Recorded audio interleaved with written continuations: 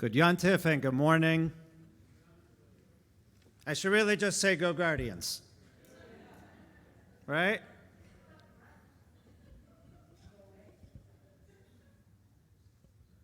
The answer, my friends, is blowing in the wind. On days like today, when we gather to recite Yizkor, we ask ourselves, how do we remember? How do we live? How do we carry on? And in the words of Bob Dylan, the answer, my friend, is blowing in the wind. Shemini Atzeret is a day dedicated to the wind, Ruach. In just a few minutes, we will recite the prayer for wind and rain, known as Geshem, beginning our 6-month recitation of the phrase Mashiv Aruach Umorid Gashem. May you, God, bring the rains and the winds. In the prayer recounting God's strength and power in our Amidah. In order to make sure we remember to add that phrase to our prayers, the rabbis advise us that this day today, we should recite it 100 times, a full 100 times, so that we never forget the Ruach, the wind, and the rain. That phrase, the one who brings the wind, can also be translated as the one who brings and returns the soul, as Ruach means both wind and also soul and breath. As we read in Kohelet on Shabbat, Haruach tashuv el ha-Elohim, the dust returns to the earth, and the breath returns to God who gave it. On Yizkor, we take special, precious moments to remember the Ruach, the spirit, of each of those we have loved and lost, reconnect with them and honor them. It happened that 70-year-old Japanese man Itori Sasaki lost a relative, his cousin, in need of a place to connect with his cousin because he felt deeply lost. Sasaki sought comfort and strength. In his backyard garden in Japan, which overlooked the Pacific Ocean, he placed an old British-style phone booth painted white and put it in a black rotary phone, but it was connected to nothing. Sasaki would often go into his backyard, into that phone booth, pick up the phone to talk with his lost cousin and other family and friends who were no longer living. He said this, "Because my thoughts could not be relayed over a regular phone line, I wanted them carried with the wind." He called it the wind phone, as the Japanese Pacific winds often blew across his backyard. Perhaps the answer that all of us who have experienced loss is literally blowing in the wind. The wind phone provided a Sasaki a means to never lose connection with those no longer living, just as Yizkor does for us today. You may remember about 10 years ago, Japan was hard hit by an earthquake and tsunami. Close to 19,000 people were killed. His hometown, Otsaki, was one of the hardest hit. 10% of the entire population was lost in less than an hour. But somehow Sasaki's backyard garden and wind phone remain unharmed. Word spread about the phone.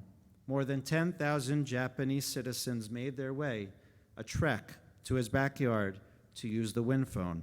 Some traveling hours for a one-time visit, others repeated return to the phone line.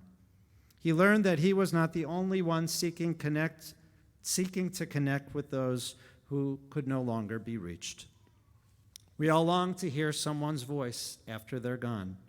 Perhaps, like me, you've saved old voicemails or watched videos to catch a glimpse, remember how their voice sounded, and recall what they said. We yearn for them to still be a part of our lives, to talk with them, to hear their voice, to share with them our accomplishments and our frustrations, to get their opinion on the most important things that we are considering in life. A Japanese documentary film received permission to record the conversations of the visitors to the wind phone booth. Most stepped in and dialed a number, likely an old phone number, and then spoke. One woman picked up the phone to talk with her husband, and she remarked afterward, "I know he heard me, and now I can keep living." Some calls were silent and wordless, others long catching up. Through tears and heartfelt memories, bitter cries and comforting words, parents yearn to hear their lost children call them Papa and Mama one more time. Others talked with surety that those gone were still living, still with them, still a part of them, and that they live for them. The conversations at the wind phone spoke of longing, of reassurance, of hope, of resilience. Facing loss, they spoke of their drive to live on for those no longer with them, strengthened with the resolve to live a better life for them because they no longer can. In Judaism, we believe that our words matter. The wind phone booth reminds us how the deepest feelings, when spoken, can reach to the highest places, connect with those no longer even with us. Even without a landline, it provided an opportunity to connect and reconnect. And just like Yizkor for us, it was a space to remember and to find comfort. Both are reminders of our connections, of our presence in this world and our influence that don't end when we are gone from this world. We leave our legacies, our memories, our deeds, and our love. This day on our Jewish calendar, Shemini Atzeret, is called the Day of Assembly. After gathering together in our temporary huts, our sukkot, perhaps feeling the wind and the rain like we did last night, celebrating our holiday together as we would have gathered in Jerusalem in ancient times, there was a desire to remain together for at least one more day, to hold on to the joy, the closeness. That is what this holiday is all about. One last day to be together. We still gather in the sukkah, weather permitting, to recite the blessings, but then we go inside to our tables to eat. The ancient Israelites gathered together at the Mishkan and later at the temple. Have you ever wondered how the Israelites built their central sanctuary in the desert while wandering?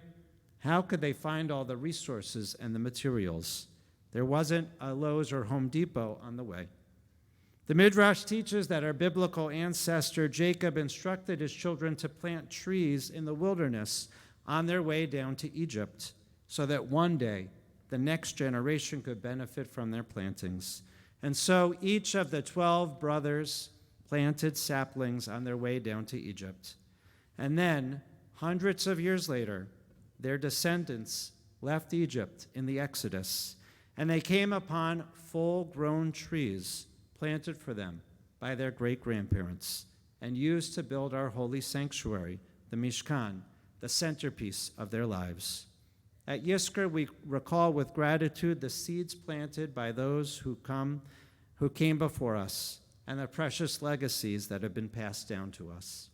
We are inspired and reminded that we each can leave a legacy for the next generation to build upon and make use of to better their lives.